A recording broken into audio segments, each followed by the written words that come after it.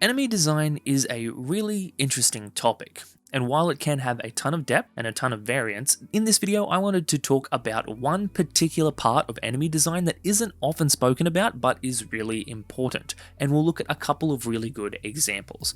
But first, let's really quickly talk about some context. So, Resident Evil VIII recently came out, and in the lead up to RE8, I was playing through Resident Evil VII, and I came across these enemies called the Molded. They're these big, black, gooey looking things.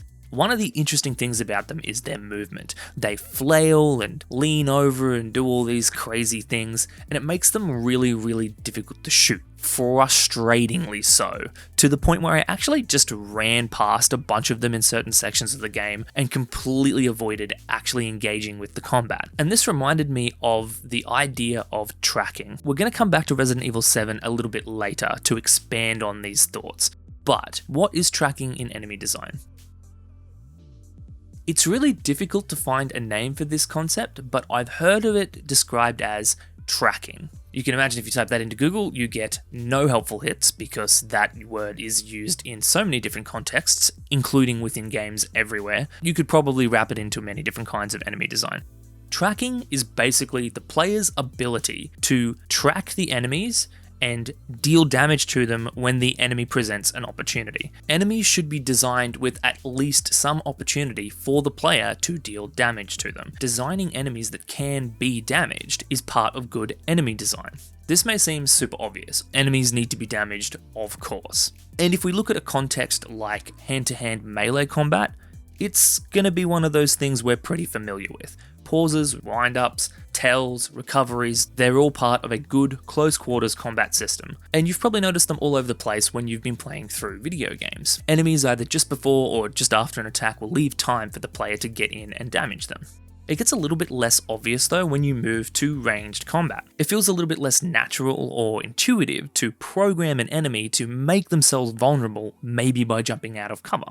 Bungie is excellent at creating enemies with great tracking, as is 343 Industries. If you have played Halo, you will probably be able to remember times when a brute or an elite stood there and roared at you, the grunts running around screaming, or even the risk reward of a grunt charging straight for you but also holding 2 plasma grenades. These all present opportunities for the players to actually make a dent in the horde of enemies. There will be situations within the wild combat experience where the enemies will present opportunities for the player to actually deal damage to them. But being able to dust off your hands and say job done might not be as simple as just making things easy to shoot.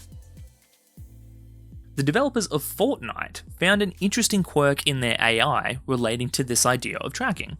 Okay, side note, I tried to find the GDC talk where they spoke about this. I spent like 40 minutes looking and I couldn't do it. I just couldn't find it. So you'll have to deal with my amazing Photoshop doodling. The devs had done a bunch of playtesting, and in their GDC talk, they were showing some footage of the player at the end of a tunnel. After they did these playtests, the devs received some feedback, and I'm paraphrasing, but essentially, the zombies suck, they aren't fun. After a closer investigation though, they found that the zombies were just actually difficult to shoot due to the way the Pathfinding navigated the zombies through the world. So initially the zombies would path through the world by finding the shortest path, which would look a bit like this. So the developers changed the pathfinding from this to this, meaning they would always walk directly towards the player and then navigate around any obstacles they came across, creating a straighter angle and less lateral aiming and movement of the gun. After fixing the pathfinding, the feedback improved. So coming back to Resident Evil VII, another classic example of improving tracking is in the Resident Evil games. The enemies slowly hobble towards you, but are they easy to shoot? They flail around and they shift uncontrollably, and they just take so many bullets. I played through Resident Evil VII, and there were parts where I just ran past the enemies. I was just not keen to engage with them at all. Not keen, see ya, I'll save my bullets, bye. Coming back to tracking, there needs to be opportunities to deal damage to the enemies. But I am being a little disingenuous about Resident Evil though. Resident Evil is a horror game, and so the design pushes that feeling of being weak and overwhelmed, and pushing the player to run is probably actually a win for the designers.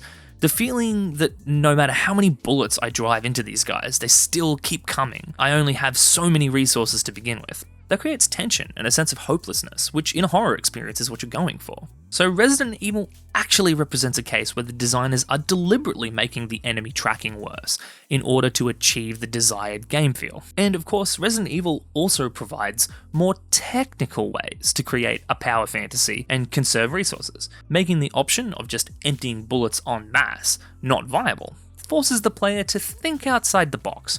One option is just to not engage and run. Sure, how many times would you come to a combat encounter and just run in any old normal action game? But the designers also allow for a technical player to do things to reduce the threat, like switch back and forth between weapons most effective for the situation, or conserve ammo by focusing down weak points, which will reduce the enemy's effectiveness in combat. So you could waste your bullets, or you could just shoot out their legs.